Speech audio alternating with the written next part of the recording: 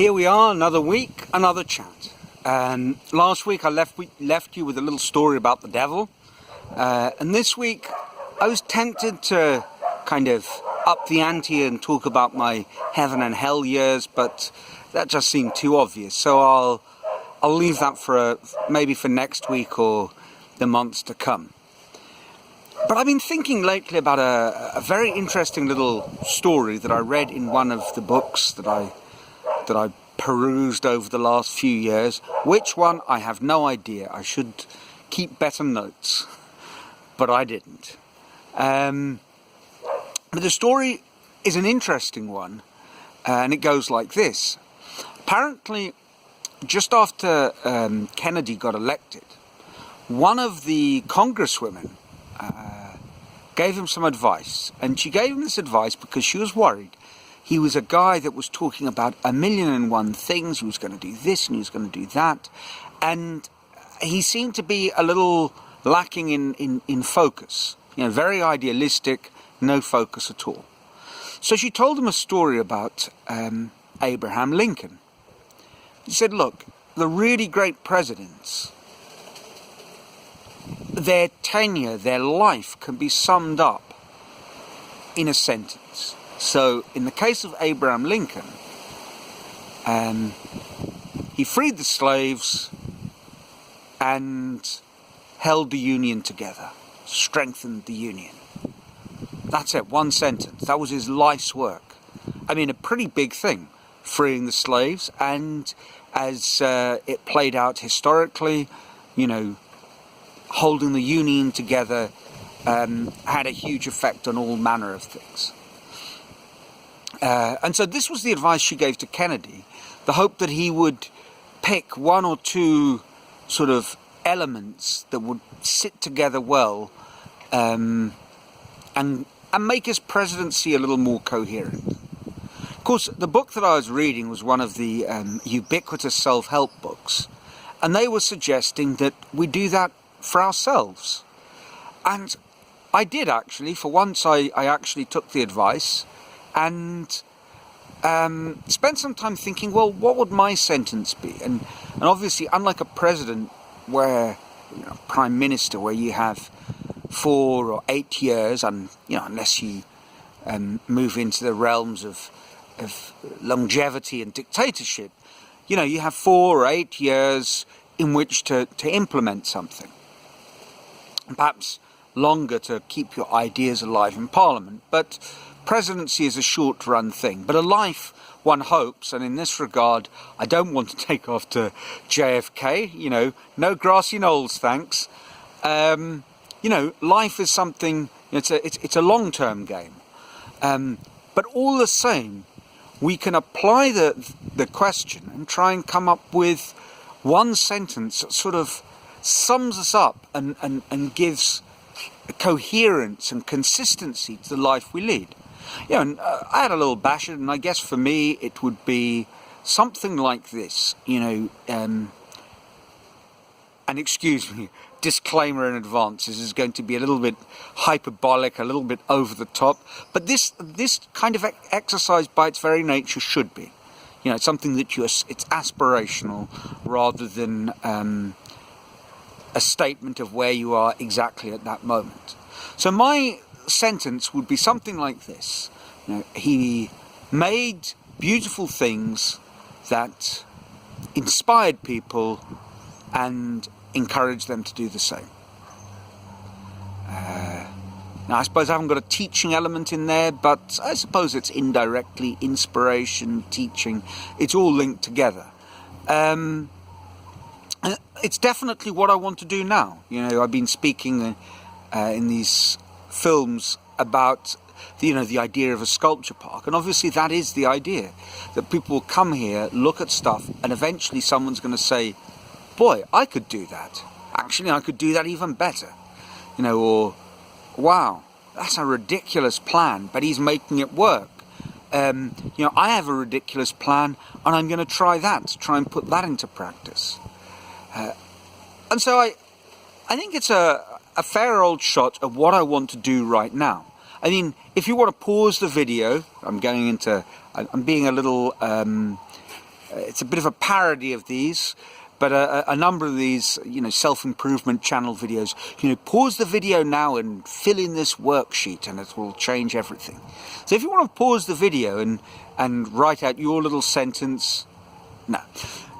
But I think it's something that you might want to think about over a cup of coffee one morning or a cold beer one night, a glass of wine with your spouse, something like that. What's interesting as well for me is it seems to me that as an idea, it works as well for my wife as it does for me. She makes really beautiful things. She makes dresses for people and they say, wow, I look beautiful. A sort of a revelation. I think that's just truly wonderful. And now she's got a little sewing group going, and they're saying, look what I made. It's fantastic. And to me, what could be more inspiring than that? So my sentence, I guess, I kind of see it as fitting quite well for both of us right now. But I did a sort of a retrospective on it, and I thought, well, how much does this apply to what I've done in the past? And I realised that probably this would have applied to me much more had I not been sidetracked by the fixed growth mindset elements, by the, I need to win, by the recognition sort of stimulus. But if I looked at, say, one aspect where I was successful as a young boy, as a young man, I suppose it would be my chess playing. And actually my chess playing now, very few of you will be chess players, so I need to dress this up a little bit to get my point across. But when you play chess, it seems to me, it really does reveal a lot about your personality. This is possibly true of lots of games. This may be equally true of tennis or golf or football or other pursuits. Public speaking. I don't know. But in chess, it definitely, your game reflects something of your personality, because there's critical choices earlier on which will turn a game into a sort of turbulent, tactical battle where the piece's values are sort of turned on their head. A queen, which is the strongest piece theoretically, becomes less important than, say, two bishops, which generally isn't the case. Or you might be a player who tries to simplify the position as much as possible and then eke out the most out of a small advantage that you've subtly accrued. Or you might be a player who plays the game according to a grand strategic plan based on deep thought and study.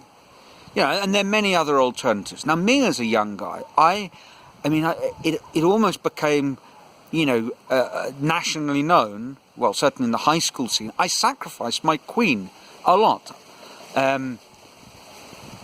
Sacrificing queens, I don't want you to read too much into that, but it was, I found it really exhilarating, this idea that you could be playing a game and you could throw caution to the wind, completely destabilize the normal sort of landmarks and signposts that help people navigate through the game, and turn it into something, not something where calculation was required, because it probably won't surprise you, but I wasn't someone who calculated deeply, but something where intuition and kind of creativity were at the forefront.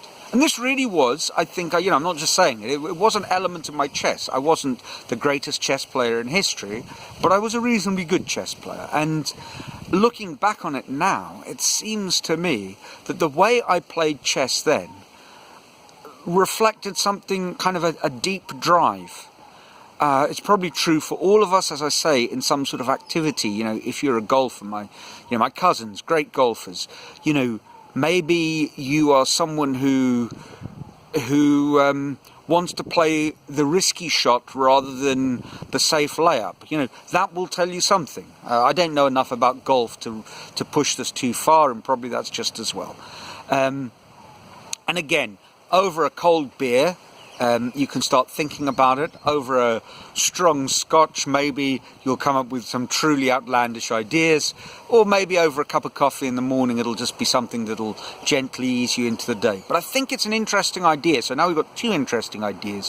What is the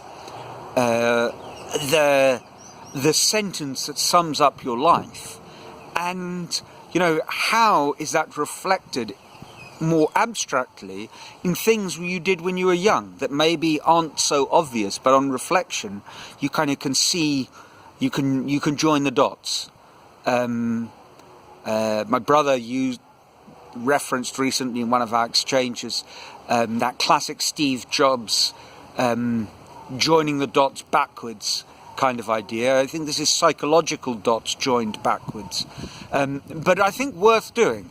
Certainly it's worth doing for me, and it makes me feel, after an exercise like that, I think, well, you know, I don't know how it's all going to turn out, and if I'm going to chuck this success, the traditional success